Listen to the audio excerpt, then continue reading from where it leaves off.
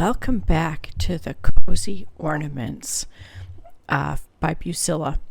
Today we're going to start working on the one with the snowflake on the mug. That just reminds me of a nice wonderful cup of cocoa while it's snowing outside, even though it doesn't do that here. But it is a beautiful ornament and so much fun to make. So let's get started. Here is what I have so far.